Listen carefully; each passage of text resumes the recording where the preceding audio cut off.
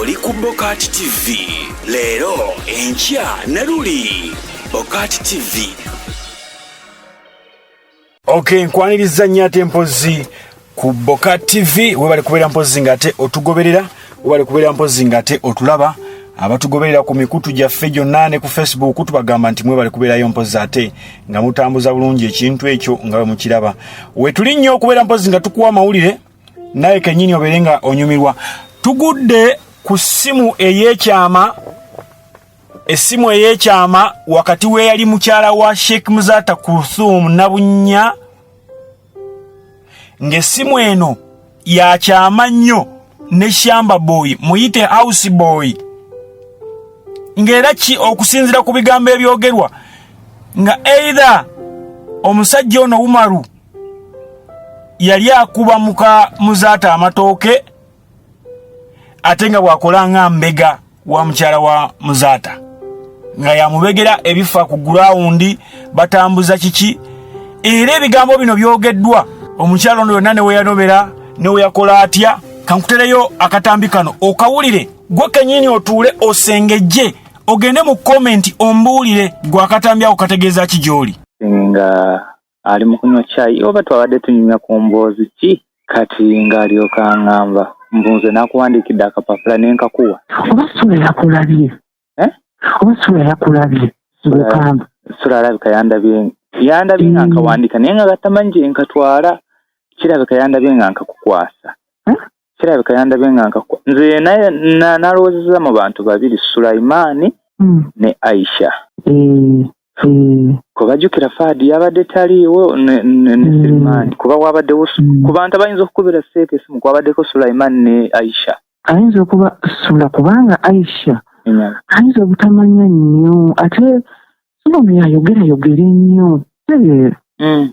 Sula yayogera nnyo. Ayinza okuba si Aisha. Aisha ayinza obutamanya kizigenda mu maaso. Naye ng'era bw'aba tugenda twegaana tutya akapapula. Nze kyenakoze akapapula saakeegaanya. Omanyi seeka ye bw'aba amanyi ekintu n'omwegaana awo oba oleese olutalo. Kati nze kyenakoze ne mugamba akapapula kaabaddeko nga Maama Saidi ali ng'azina mazina nga njagala bamugambe ajje bamubuuze ekibuuzo. Ekyo n'atakirwawo nnyo. Nze nagambye akapapula n'abadde nkawadde Maama Hajjati basobole okuyita Maama Saidi naye addemu ebibuuzo bye babadde babuuza. Kaakati mbu n'ekirala yayita Maama Saidi n'abaako byamubuuza. Lwali lunaku oba yali agenzeewo nga birthday egenda kubeerawo nkeera. Bikabamayi yangambye mbu yayita Maama Saidi n'abaako byamubuuza. Kati mbu n'ekiro yamugambye Maama Saidi nkwagala nga tuli babiri ffekka nabye njagala okukubuuza. Kati mbu n'olwaleero ku makya akubidde Maama Saidi kuba ye Maama Saidi tamanyi kigenda mu maaso wakati wange naawe. Namukubira essimu n'agamba Maama Saidi wasuze bulungi nti ye kyenagambye tokyerabira nkwagala tuli babiri. Kati essaawa eno taliiwo agenze ne Sulamu bagenze mu kuziika.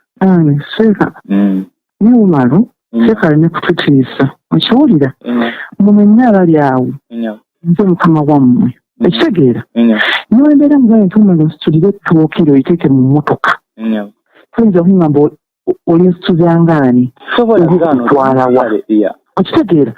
So you need to be firm. Ate kyo kye twayiza okuba nga n'omwana ekyakavuma kavuma naye kyabadde kikulu nnyo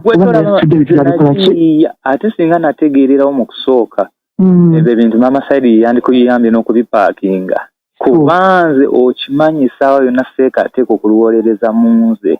Kituufu ejjo namugambye nze Hajjati yasooka kumpe ensawo n'agamba ngimuteere mu motoka.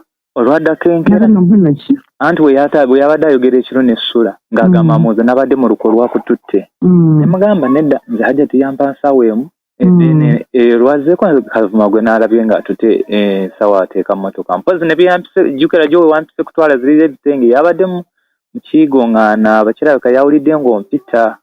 Ne mugamba Hajjati yazze mu kumpita ku makya okujja eziri ensawo z'ebitenge tewali birala. Kati obuzibu bino bye naasembye okuteeka mu motoka ebyo Maama Saidi yakitegedde. Kaakati bwe kitebwe ebyo byennyini byolina okwekalizaako omugambe seeka nze singa wambuulirako ndi musajja mukulu ebyamakambi naye n'omuloko munene nfunye obuzibu ne hajeti omugamezi ebbanga lyemmaze omusira nku hajeti nkyano tuba lyawo nandibadde nkola ki mwekengera nti bulijjo ndaba hajeti apaakinga wano asitula tas n'agenda enkoowe manya tuyogera kukyalina gye ndi kuba atamanyi nti bulijjo mulaba asitula kesi n'agenda oba aba n'akomawo nga naye wenyini wooli tokikutonyetonyiba ku kyankoowe ayinza okujjawo waneno kyogamba tamanyi nti oli eyo simanyi kuba nze saamugambye kasi kyolina okukola n'ekirala emmotoka eyo olina okufuna wogipaakinga ebireme kubeera ku ssomero oba ebeere mu garagi basibewo yene ddatu gwe bw'obeera mu kisenge kyosibewo abaana obagambe bw'ajja mu bamugambe toliiwo kino Paulo kijja kwogera abakusobola tebalina magezi wabazonmusirikale waliwo ekisirikale wano asikaali kyange nakyo osobola okukyaduresinga n'okinnyonnyola n'okigamba but nze nolo kyengamba in case he comes looking for me I want to assure him I'll talk to him family nina mukaliramu mugambe seka give me time do some self-evaluation about yourself wanyinza and unyiziza emyaka mingi I think I'm now a woman, not a girl. I need respect. I need respect for my children. Saka simundi bumunga avumirawo mu nyumba. Abana nga banga mbasolo na budget. Salamu aleikum. Kati ko chuna kula bwekalize ddala. Nolwaleero mbadde mutwalide chapati ne vava babye byatera okulyanga situddeko akumeza naye ng'ogwo olaba engeri gyantunulamu.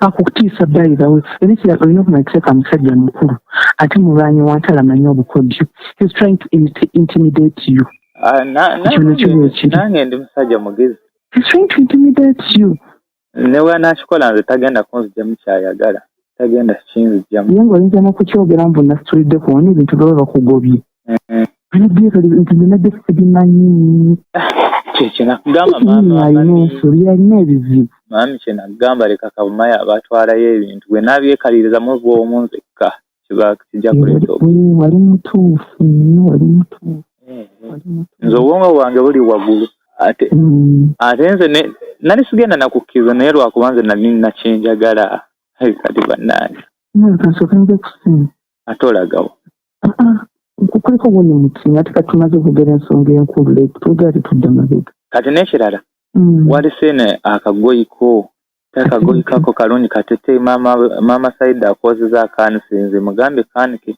okazinga ojjaka era nja kaleta kuba nkaagala kanako obukono obutini kujja mu bwoti kasi tujja kuba tweyongera okwewuliza nerindako okujjaano bakakati tomanya ayinza okusangayo nze sigenda kujja kati si byakaakati ndako embeera ekole embeera erina okusooka neeterera I can even meet you that side.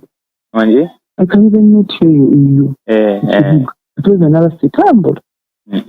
Okusinga okujja wano abaana bakumanyi ebigambo ekisaggeeto nti wakunoonya n'akufunziza muno kyangu okukwatiramu. Tujja kisooka tukiwe obudde. Kale bandi.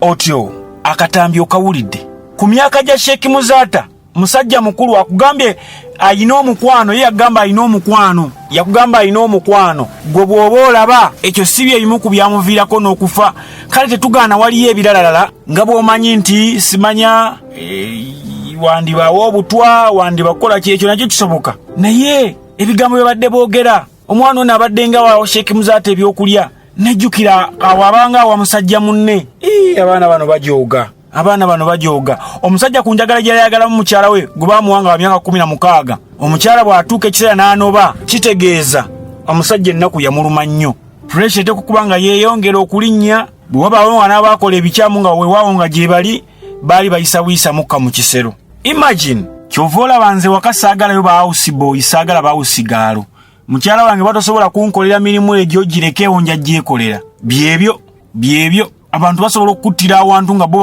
gobokomawo wakolya buli bya kumbe olya butwa kumbe okola otya umalo akafaananyi mukalaba nga bwe kali awo omusajja Sheikh Muzaata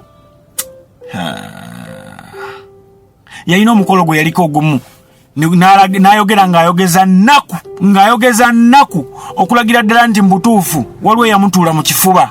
Omusajja yamutuula mu kifuba, twanoonyereza mpaka tetugudde ku ssimu ey'ekyama. Essimu ey'ekyama. Kati omusajja abadde ne pressures emirundi ebiri akugambye waliwo eri simanyi wa restaurant yali akuba ekikazi, ogatteko n'ono Umaru wawaka Samba Boy nga naye ng'akikuba, ogatteko kagamba ebintu mbutuufu. Bannange mubeere bulungi, mweraba bulungi. Oli ku Bokati TV leero enkya Naruli. Bokati TV